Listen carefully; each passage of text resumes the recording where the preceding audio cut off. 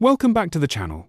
In today's episode, we take a closer look at Steve Lacy, the Grammy-nominated musician, singer, and record producer.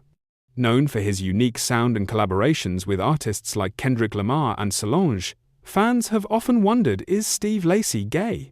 Let's find out. Steve Lacy was born on the 23rd of May 1998 in Compton, California.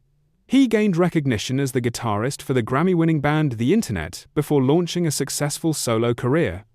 Known for hits like Bad Habit and Dark Red, Lacy has become a prominent figure in modern R&B and alternative music, producing for artists such as Solange, Mac Miller, and Tyler, the Creator. Steve Lacy has openly identified as bisexual. He has discussed his sexuality in interviews, explaining that he is attracted to both men and women.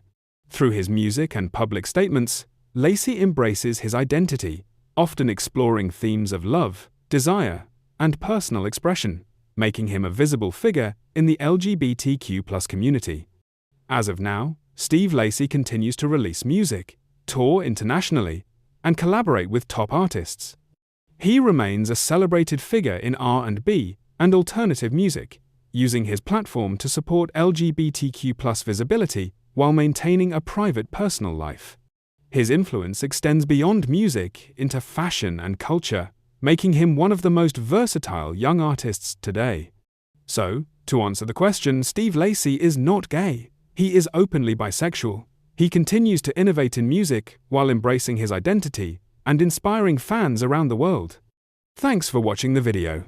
If you enjoyed this story, don't forget to like, comment, and subscribe for more updates on your favorite stars and where they are now.